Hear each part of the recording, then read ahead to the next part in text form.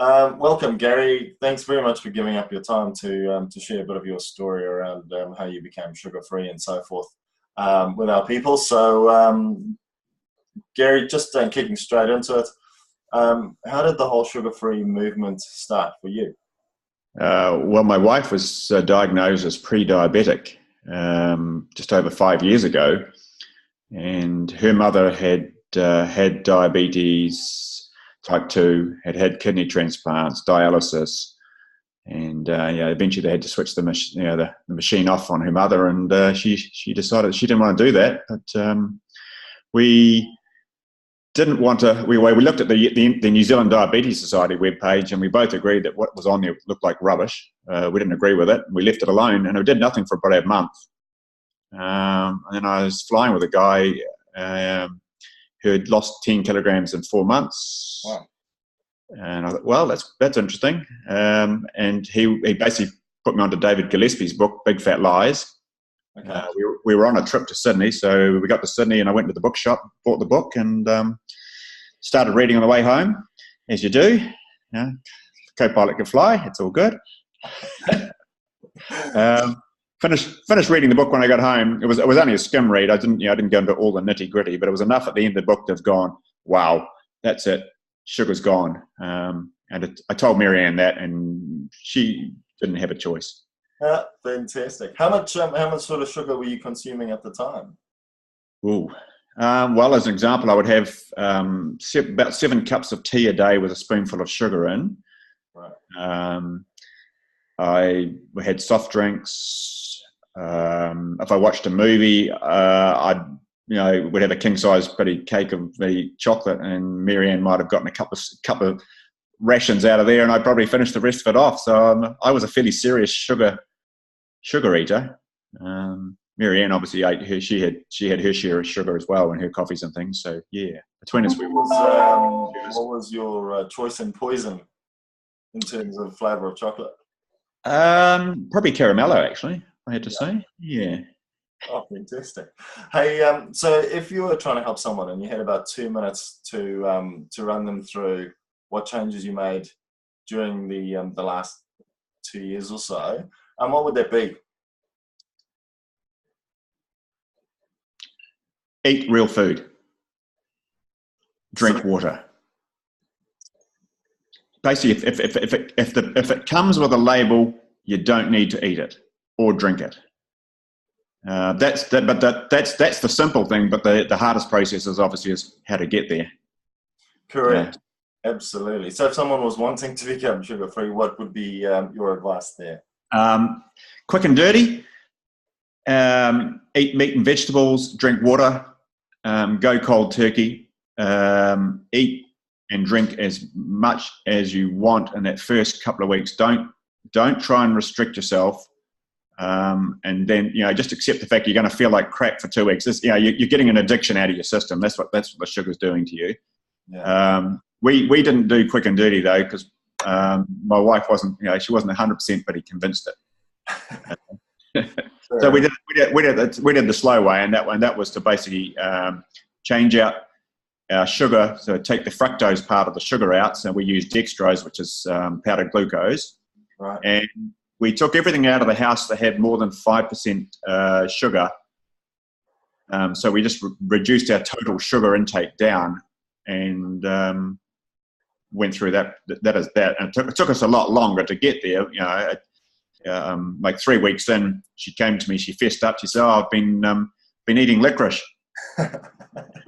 And I keep it in the glove box of the car and buy it at the petrol station. And but I went the other day, and I brought some, and she said, and it just didn't taste right. And I went back to them. I said, "Look, I think this licorice is off." So they swapped it out and gave us some more, and it still tasted just like crap. So what we'd done is by taking the sugar level to where we had, she had changed her taste. Oh, so yeah. So you can do it. You can do it slow, and you will adjust. Yeah. Yeah. So just so that people realize, what sort of things was it that you ended up taking out at that time? Oh, all the sauces. Particularly things like your barbecue sauce, tomato sauce. I mean, they were like way over almost 50% sugar. Yeah. I think some barbecue sauces can be anything up to 80% sugar. Took out the sugar out of our tea and coffee, obviously, and we used the dextrose. Yes. And the other thing was probably just our cooking. We were doing a lot of baking type stuff, and we substitute dextrose for your normal sugar. So it's got a lower sweetness. It hasn't got the fructose in, which is what's causing the sugar addiction. Yeah. Okay. So on that, Dr. Mark Hayman said that sugar is 8 times as addictive as cocaine. Do you have a view or a thought on that? I have never tried cocaine, so I couldn't comment on that part of it. But I would say it's definitely well up there in the addiction processes. Like I was about a month in sugar free, and we went to dinner and had a dessert, thinking, oh yeah, well this will be okay, and it was a bit sweet. But the next day, I was wandering around the house, and I just felt really out of sorts, and I couldn't work out what it was until I looked back. I had sugar last night, and that's what I'm craving. So it certainly hung in the system. I'm 5 years in now. You give me some sugar, and it just tastes super sweet, and I go, yeah, okay, but it doesn't have that. So it doesn't have the same effect again for me. But definitely addictive. I mean, they've done tests. They put people into MRI. Light up the brain with cocaine, light up the brain with sugar, and they both light up the same part of the brain to the same sort of intensity. So the brain's responding in exactly the same way. So, yes, is it 8 times more addictive? Don't know. It's 8 times more available.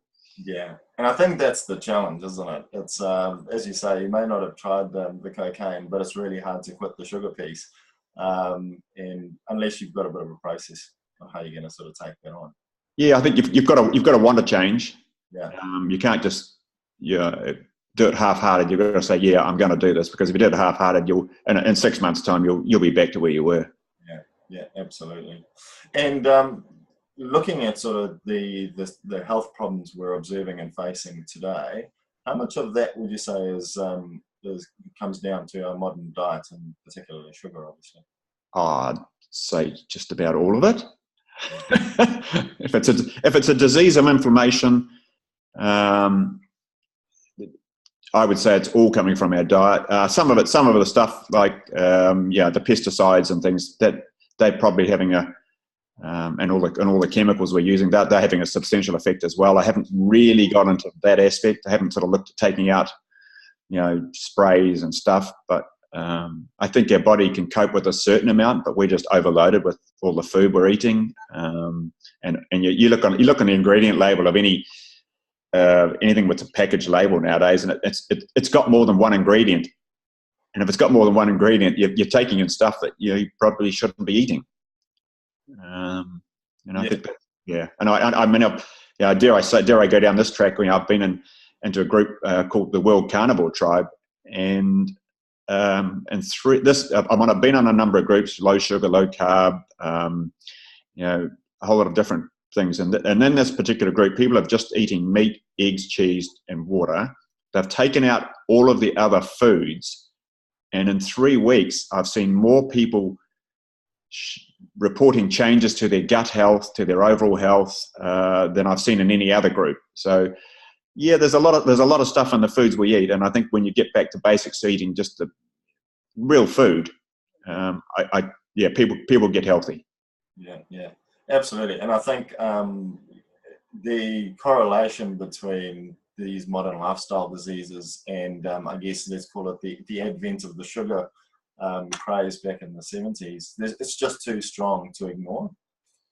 Yeah, I mean, you look at the messages we get. You can't watch an ad on TV, particularly. You'll have a food ad every ad break of some kind. So we're being bombarded all the time.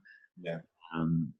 You've got hoardings, Coca-Cola and all of those, the big drink, are just out there to bombard us with this message that drink Coke, feel good, be healthy, enjoy life, and it's a calorie. And you've got to exercise, to lose the weight, and those messages aren't working.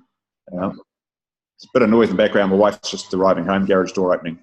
I can't even hear it. That's not going to affect the process.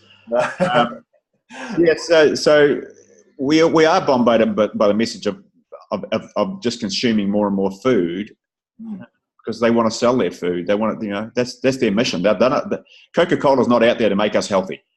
No. Yeah. Unfortunately not. No. So you've done a lot of homework, a lot of research, and I know you've made available a lot of resources off your own back, and that's fantastic. And so if anyone watching this clip wants to tap into some of that resource, whereabouts do you suggest they go? Well, I've got a website I run, NZ Sugar Free, so www.nzsugarfree.co.nz, and that's, I've got a quick plan which basically takes people through the slow process. Then you've got recipes, links on there, and in the recipe page itself, we had our go-to was like a chocolate brownie. We would have, would make that up, and whoever finished the chocolate brownie had to make the next batch straight away. So for that first 6 months to a year, we always had chocolate brownie in the fridge. It was made with dextrose, so it was a lower sugar rating. Yeah. So I never felt like I was missing out. And likewise, we had a recipe there. It's on that for ice cream, so homemade ice cream, eggs, cream, dextrose, and again, we'd have a scoop of ice cream every night. So we went through this process of weaning ourselves off sugar, and so they were our like two go-to recipes, and that's on the website as far as just a straight link as a PDF. And then there's links like recipes from low carb recipes from Facebook. And you can go into that link, and that takes to a Dropbox type situation where there's 1,000 recipes of sugar-free. Most people, if they pick 7 recipes and said that's what I'm going to have for the next week, that's probably more recipe changes than they make in their normal day-to-day lives. Most people probably five different meals every week they run through. Yes. Yeah. So there's plenty of resource there. If they want to do more reading, there's links to different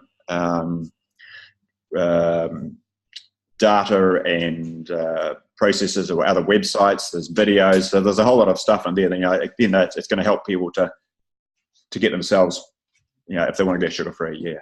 Yeah. Absolutely. And I've had a look at your sites, and it's fantastic. It's a great resource, and a lot of things available on there. You mentioned a couple of things in there that I just wanted to very briefly touch on.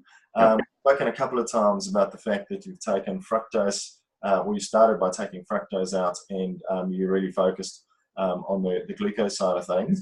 Can you sort of just very briefly talk about how long you did that for, and what the sort of health and weight benefits were that you guys both experienced at the time? The reason for taking the fructose out was because fructose is the sweet part of the sugar. So your sugar molecules half glucose, half fructose. Right. And so fructose is the one that lights up the addiction part in the brain. Glucose is what your body uses, processes for energy. Fructose disrupts the appetite control of the body. So your normal feedback from the brain to the gut to say, or vice versa, to say, hey, eaten enough food, stop eating. Well, fructose disrupts that. So you actually go through never knowing when you're actually full. And it took like 3 weeks with just having the dextrose in our diet and not the sugar. I got through a dinner one night, and halfway through dinner I went, I feel full. And that was probably the first time in years that I actually knew the sensation of what full was, rather than my stomach hitting my belt and going, I can't actually squeeze any more food in. So that's sort of the main part with the fructose. And I lost 17 kilograms over a year and a half. But the first year was maybe 10 kilograms, and that was just the sugar part. Then we went to sort of a lower carb, higher fat into the second year, and took out all the breads, the pasta, the flour, all of those sort of, because essentially when you eat any of those carbohydrates, those high carbohydrate foods, your body's converting that to sugar in the gut. So as far as your body's concerned, you're still eating sugar. Yeah. And so that was to take us to the next level with all of that. All the refined carbohydrates, basically. Yeah. And I'd have to say when I took the sugar out, I felt good, but when we took the higher carbohydrates out and sort of went to the lower carb, higher fat, higher fat, the brain actually started to light up more, and you actually felt more aware, more alive, could remember things better. Recall was much better. So yeah, that would be a comment. If that's why I say to people, if you can do it, if you can just go down and dirty, hard and dirty, just go meat and vegetables, and cut out any of all of those sweet stuff and the breads and things, you'll feel much better quicker. Yeah, absolutely. And I think there's a time and a place for both options. One is to cut it out, and the other is to, as you say, is just do it over a period of time, and it's going to suit different people. Absolutely. I think that's definitely the case. I just wanted to, once again, Gary, just say thanks very much for your time. We really appreciate and value the story you're sharing around New Zealand. And we've had a brief discussion in the past about getting you down here to Cambridge. I hope that's offer's still on the table. It'll be fantastic to see you in person and hear more about you then. Yeah, absolutely. And I mean, if people are out there that want to run a fundraising process, and I'll come and do a talk anywhere in New Zealand. I don't charge for my time or my travel, and people can use that as a fundraiser for the local school or for whatever they want to do. If they want to get hold of me quickly, probably the best way is actually NZ Sugar Free on Facebook, and then just send me messages. Yeah. Fantastic. But I'll respond to anyone, anywhere, anytime, where I can. If I'm not flying, that's the only thing. They just don't let me have the phone on during flight. Fair enough. You're a good man, and thanks very much. And I'm pretty sure you're going to get some people taking you up on that offer. Hey, a good one, Quinton. And look forward to catching up with you in Cambridge. Look forward to it. Thanks, Gary. Thank you. Bye. Yes, bye.